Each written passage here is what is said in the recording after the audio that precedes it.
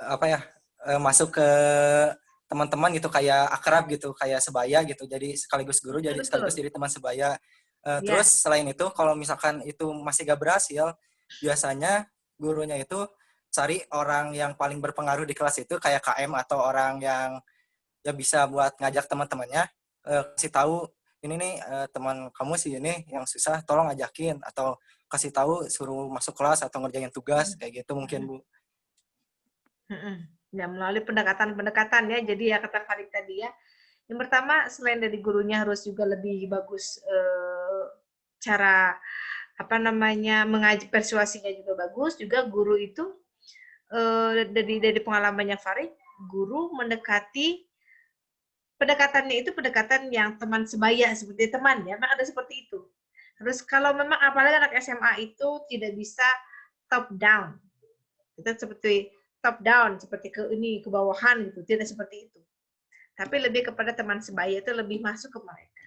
Betul. Kemudian ambil anak yang paling berpengaruh, bisa KM-nya juga bisa yang paling nakal. Merangkul anak yang paling nakal itu juga efektif untuk mengajak teman-temannya. Dia gerak. Ya, pokoknya mah seperti itu. Itu yang saya sampaikan tadi itu adalah trik-trik sebuah seni bagaimana agar siswa itu bisa dikondisikan.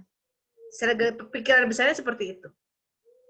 Apakah mengambil teman yang berpengaruh atau mengambil teman yang apa namanya yang apa sih anak yang paling nakal diambil dan diambil dan di apa namanya diagung-agungkan begitu si anak yang paling nakal itu ya Sakuela kamu yang koordinator tugas ini ya nanti ke bapak ini ya itu malah bagus kenapa anak itu nakal karena dia sendiri sebenarnya dalam hal itu merasa tidak berarti.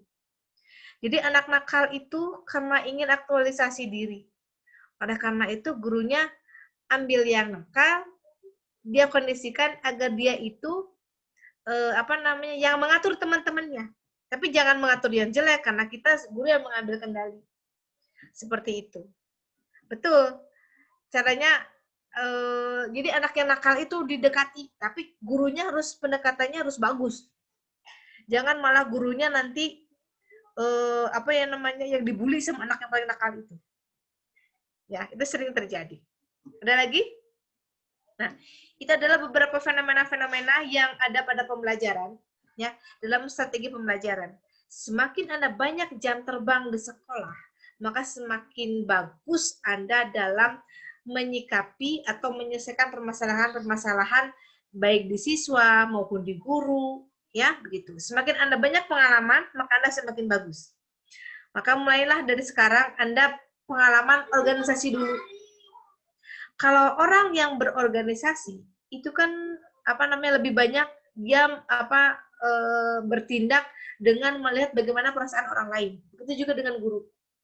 Guru ketika mengajar harus melihat bagaimana perasaan siswa dan bagaimana menyenangkan atau mengajak siswa dalam arti mengajak secara tidak sengaja atau tidak terasa. Jadi kita harus sampai bisa strateginya itu bagaimana anak itu belajar tanpa merasa belajar.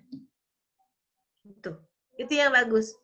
Belajar, tapi kalau anak begini, hayu yuk orang diajar. Hayu orang diajar yuk. Itu anak nggak akan mau. Kalau begini, hayu orang nongkrong lah yuk di perpustakaan dan nongkrong di itu di perpustakaan itu lebih bagus. Maksudnya begini ya, lebih masuk tujuannya sama mengumpulkan anak di perpustakaan.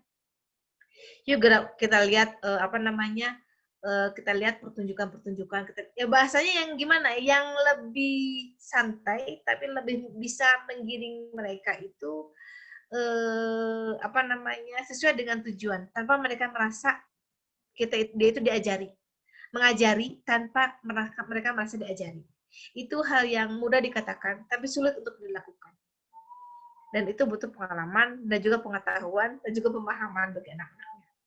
Nah, itulah strategi mengajar. Apa namanya semakin banyak Anda bergaul, semakin banyak Anda memahami orang, maka Anda akan sukses dalam pembelajaran. Gitu. Ada pertanyaan lagi? Ya, yang lainnya ya, begitu ya. Anda harus akrab, ceria kalau di kelas itu. Jangan samutu, judes, oh itu sudah. Juga Anda jangan terlalu tarik ulur kepada saya juga. Jangan terlalu lemah dan jangan terlalu tegas. Ada waktunya lemah, ada waktunya tegas. Gitu. Begitu ya. Jadi ini kalau pembelajaran itu apa ya? Harusnya memang Anda praktek di ngajar begitu. Itu lebih semakin banyak pengalaman Anda akan semakin bagus dalam pembelajaran. Gitu ya. Ada lagi? Sudah ada yang pernah mengajar? Ada yang mengajar?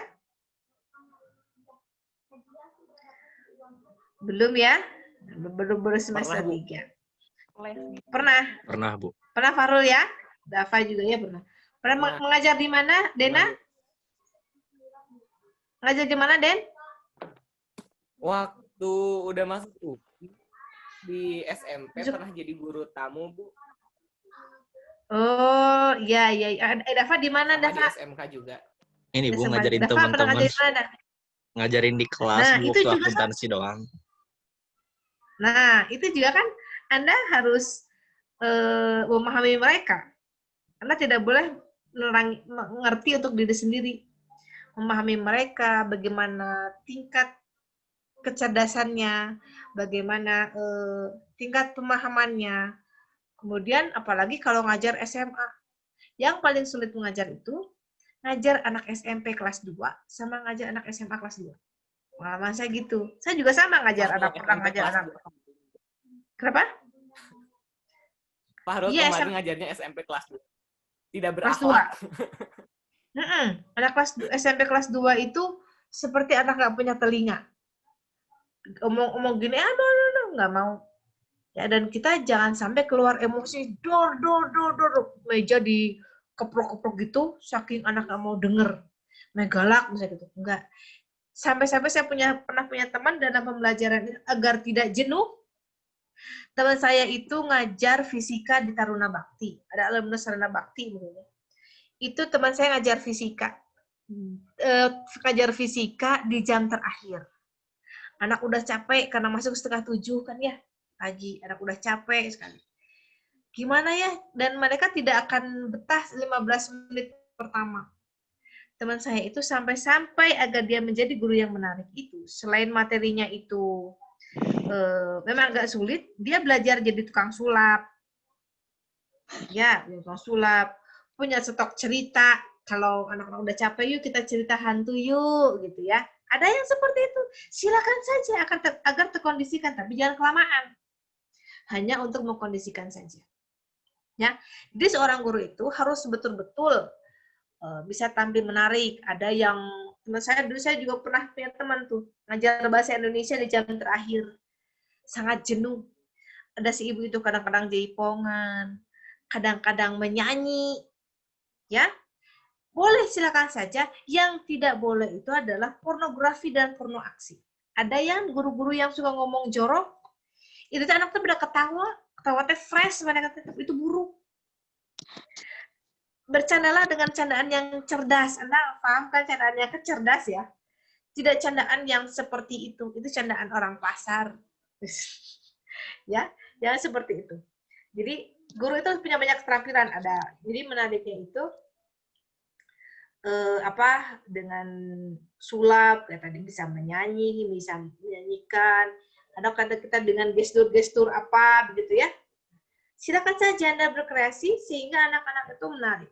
Apalagi ketika Anda belajar di bimbel. Bimbel itu sangat menantang. Dengan pembelajaran overtime, anak-anak itu lebih nakal daripada kelas. Sangat-sangat lebih nakal dari kelas. Nah, di situ gimana Anda berbicara, bagaimana Anda pendekatan sama mereka, itu sangat terasa ketika di bimbel. Saya rasakan juga ya. Saya 9 tahun ngajar di bimbel dan begitu betul-betul sangat harus bisa tampil menarik. Dari penampilan luar, cara penyampaiannya, sistematikanya, penguasaan materinya, itu harus mumpuni sekali. Ya, sehingga Anda menjadi guru yang lebih menarik dan anak-anaknya nakal itu nggak ada karena mereka akan wah nggak deh si ibu itu menyenangkan juga, hebatnya si ibu gitu. Ya, Ada lagi pertanyaan? Tidak ada? Baik, kalau Ibu saya mau nanya. Ada, Bu. HIT siapa nih? Ya udah. Dapat dulu deh. Silakan. Dulu. Dafa. Ya, Bu. Jadi gimana cara kita ngehadapin gitu? Satu kelasnya tuh kompak, tapi kompaknya tuh apa ya? Kayak ngibulin gurunya. Jadi dulu ada guru PPL gitu, baik orangnya. Terus pas waktunya ngajar itu, si satu kelas itu malah kompak, "Nah, bebersih aja, bebersih. Ntar kasih tahu gurunya, Pak, ini mas sekarang waktu bebersih," kata tadi. Gitu. Jadi, oh, pada belajar ya. Jadi belajar, jadi pada pulang gitu, Bu. Nah, itu. Iya, nah itulah dia yang namanya ketegasan di dalam pembelajaran. Jadi guru itu ambil saja satu anak 1 KM yang berpengaruh atau anak yang nakal, ambil dia salah satunya, pegang itu saja, pemimpinnya pegang aja satu. Nanti ikut-ikutan yang lainnya. Anda ambil pemimpinnya, Anda kasih tahu hal atau ada doktrin dengan hal yang sangat menyenangkan atau hal yang sangat tidak menyenangkan. Seperti itu. Nanti sekelas juga ikut itu. Ambil aja satu. Nah, itu akan terjadi pada Anda. Dengan apalagi Anda ngajar di 5 tahun yang akan datang. Ya, generasi 5 tahun yang akan datang, SMA 5 tahun yang akan datang. Wah, itu lebih-lebih daripada Anda sekarang. Gitu ya. Silakan, ada lagi. Oke, jadi itu kita pintar-pintarnya pendekatan, Dafa. Bagaimana cara trik-triknya menghadapi anak-anak yang nakal seperti itu. Gitu. Silakan ada lagi, Mangga. Ini Bu, mau nanya, gimana caranya ngajarin adik sendiri ya Bu? Kadang saya udah terapin, kasih aturan-aturan gitu ke dianya, supaya ikutin kakak dulu ya. Nanti kalau kakak udah selesai, baru nanti kalau nggak tahu gimana lah gitu. Udah kasih tahu kayak gitunya, peraturannya gitu Bu. Tapi tetap aja gitu, nanti ujung-ujungnya malah bertengkar sendiri malahan. Itu gimana ya Bu? Sudah, saya pasang dulu casannya. Sama Riz pengalamannya.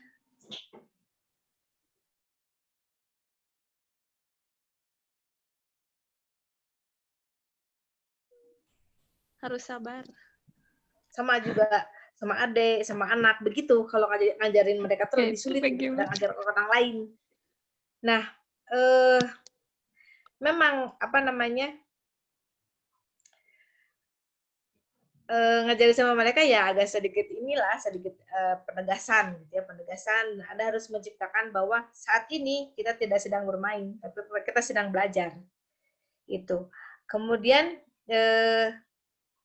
memang aturan kita nggak punya wibawa, memang agak sulit ya kalau sama adik itu kita nggak punya wibawa untuk kepada mereka. Nah, tapi kalau sama adik kita bisa lebih tegas sama mereka, ya.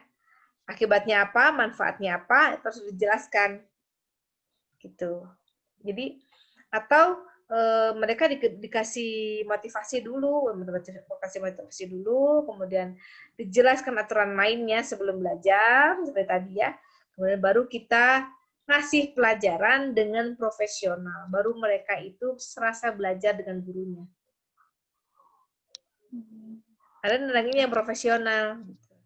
Jadi serasa belajar dengan gurunya. Tuh. Ya. Ada lagi. Lo ngajak ke adik ya. Kasih Bu. Ya. Boleh bertanya lagi, Bu? Boleh. Sakriki. Pertanyaan terakhir ya. Habis waktunya kayaknya.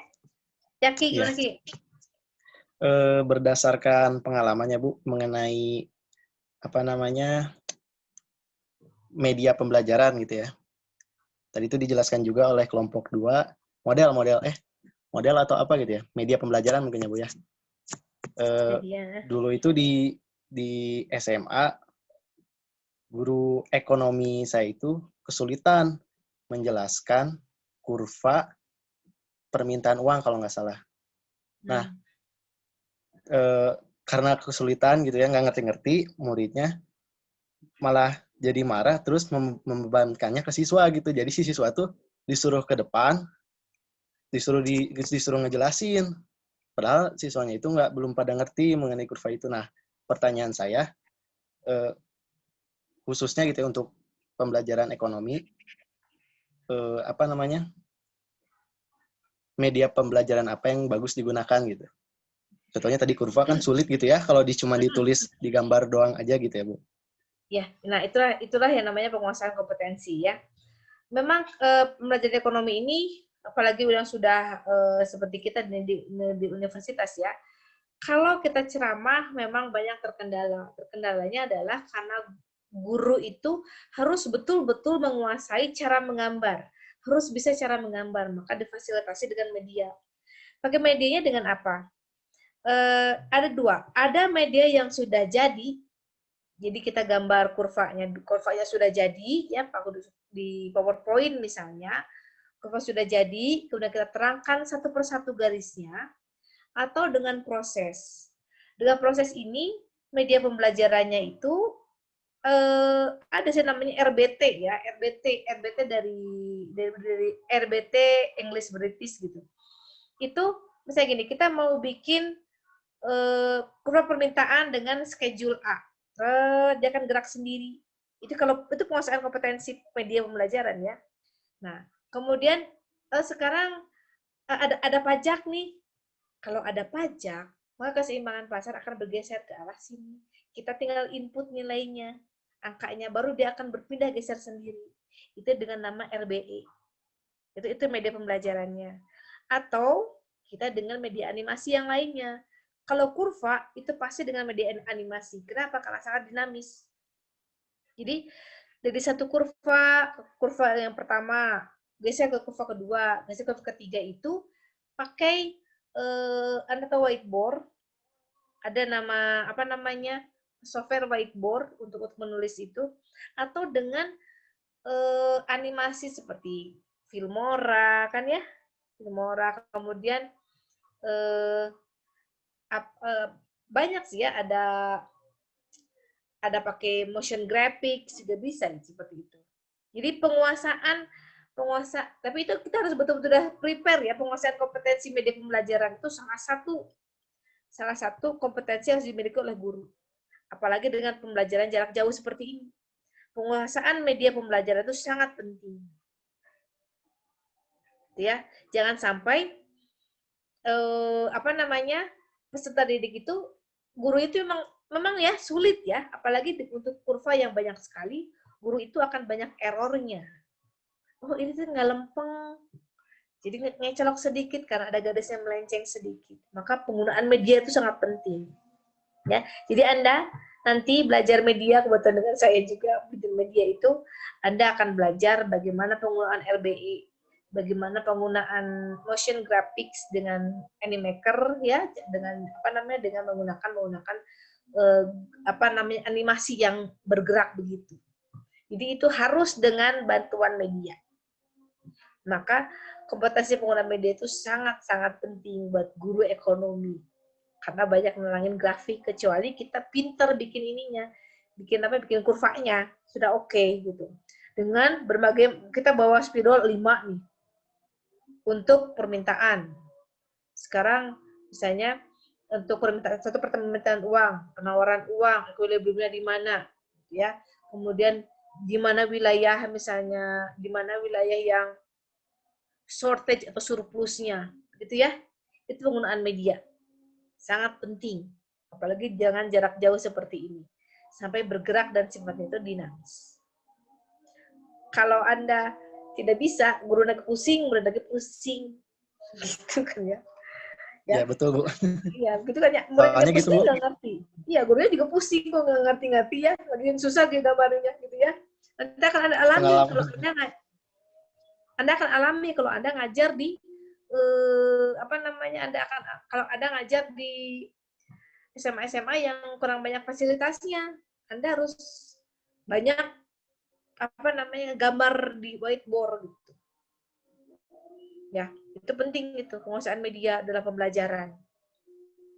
Betul, betul sekali Riki. Tadi belum kita bahas, baru sampai 3 ya, kita guru, siswa, dan media. Gitu ya. Belum lagi evaluasi. Kayak tadi ada evaluasi yang diajarkan dengan TTS, ya hayong. Itu masalah dievaluasi. Gitu ya. Ada pertanyaan lagi? Ya baik, terima kasih Bu. Berdasarkan pengalaman Ya. juga gitu Bu, jadi karena gurunya sulit gitu ya, siswanya nggak bisa ngerti-ngerti, jadi si siswanya ditunjuk ke depan, disuruh ngejelasin. Nah itu teh sampai pelajaran habis disuruh di depan terus. Jadi setiap pertemuan gitu aja terus disuruh ke depan, nggak bisa diam di depan, tertunjuk yang lain. Ya, nah, itu tuh masalah evaluasi juga. Jangan mengevaluasi yang belum diterangkan. Ya, jangan mengevaluasi yang belum diterangkan. Ya, oke. Ini masalah-masalah dalam pembelajaran ya, masalah-masalahnya yang sering kita hadapi dan apa yang dialami oleh guru itu nanti akan Anda alami juga. Gitu ya. Ya, gitu. Nah, baik, mungkin karena sudah azan zuhur, ya. Terima kasih kelompok 2 ya. Ada perbaikan untuk medianya di kelompok 2. Yang pertama adalah tadi audionya ya. Kelompok 2 pakai audio, pakai apa? Editing apa? Video editing apa? Pakai kain master, Bu. Oh ya, pakai kain master ya. Sebenarnya ini, Bu, suaranya bukan karena pas diedit, tapi dari pas aku kumpulin videonya emang ada yang kecil dari HP merekanya. Oh, gitu. Jadi pas ngerekamnya kecil ya? Iya, Bu. Iya, pas ngerekamnya dari merekanya kecil. Nanti bisa diedit lagi kan, dibesarkan kan bisa ya? Oh Bisa iya, dibesarkan bisa, nanti Bu. ya. Nah, kalau sudah bisa belakang sudah bagus, tinggal audionya saja Anda perbaiki. Terus kalau bisa si gambar foto tuh tidak frame gitu, tidak kotak. Gimana ya? Kalau biasanya sih pakai green screen gitu ya, biar nggak kotak. Pakai green Iya, screen Bu. nanti. Tapi yang lainnya kayaknya belum tentu punya, Bu. Iya, saya kemarin bikin kayak gitu juga, tapi saya pakai Filmora. Saya pakai kerudung loh. Tapi itu agak sulit nyamain greennya sih. Coba kalau nggak salah ada deh. Bagaimana cara kita membuat video presentasi tanpa green screen? Kayaknya ada deh, tanpa green screen. Jadi kan kalau kita tidak ada latar di belakangnya kan lebih bagus. Jadi kita kayak orangnya saja. Ya gitu. Jadi tapi tidak apa-apa, Anda upload saja di YouTube. Di YouTube dengan kondisi yang audionya sudah bagus, ya. Audionya sudah bagus, gitu ya. Minggu depan mungkin kita tidak Zoom dulu karena saya kasihan juga Anda tiap hari Zoom. Ya, tiap hari pakai Zoom ya kayaknya ya. Ya, minggu depan kita untuk kita baru kelompok 5 saja deh yang mau UTS. Kelompok 5 dulu. Kelompok 5 kita Zoom lagi. Next week kelompok 3 kita seperti ini, ya. Kita Google Classroom saja, Anda saksikan videonya dan nanti ada pertanyaan terstruktur dari saya. Kemudian kelompok 4 juga sama. Kelompok 5 baru kita Zoom lagi. Kalau hari Senin, karena biasanya padat, silakan Anda hire ke Pak Fajarnya hari-hari Kamis tuh. Hari Kamis, Jumat. Untuk pertemuan hari Senin. Makanya kalau hari Senin itu biasanya penuh. Gitu ya. Ya. Baik, sekian ya. Terima kasih. Ibu, mau bertanya. Boleh berapa? Untuk yang recording yang di Zoom ini kan dikirim ke Ibu perwakilan ya, Bu ya? Ya, perwakilan saja. Itu pas dari awal atau pas kita diskusi aja, Bu? Apa dari pas tampilan share screen presentasi juga? Yang kita diskusi aja deh. Oh iya. Yang kita diskusi aja. Atau gini aja, kalau mau by Zoom ya, kita Zoom ke berapa tuh ketika kita berdiskusi. Atau mangga deh, pokoknya saya mau menilai Anda dari segi keaktifan ketika berdiskusi.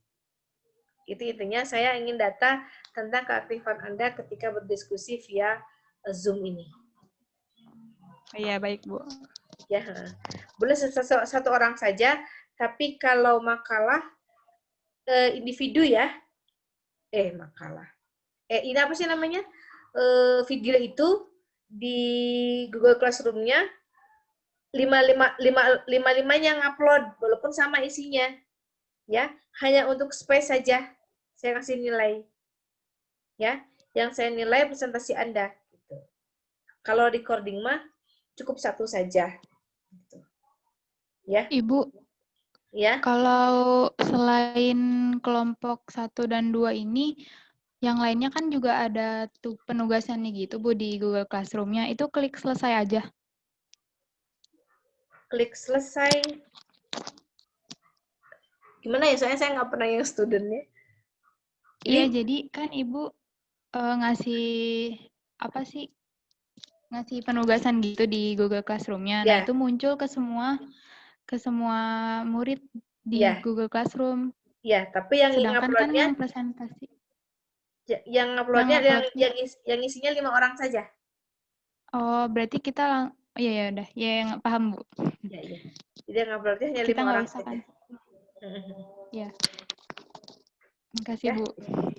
Ada lagi? Alhamdulillah ya kita partisipannya 41 orang ya. Oke, sukses untuk kelompok 2 ya, Febrianti Santa, Hairul. Siapa Raihan, Ayu, terus siapa tadi teh? Dan teman-teman yang lainnya. Plus buat kelompok 2 ya. Ya, plus buat kelompok 2. Baik, terima kasih pertemuan kita hari ini. Ketemu lagi minggu depan dalam materi tentang, kalau nggak salah, tentang teori-teori pembelajaran. Ya, tidak hanya via ini saja, via Google Classroom. Ya, sekian. Wassalamualaikum warahmatullahi wabarakatuh. Ibu izin live ya. Waalaikumsalam. Terima Terima kasih, Bu.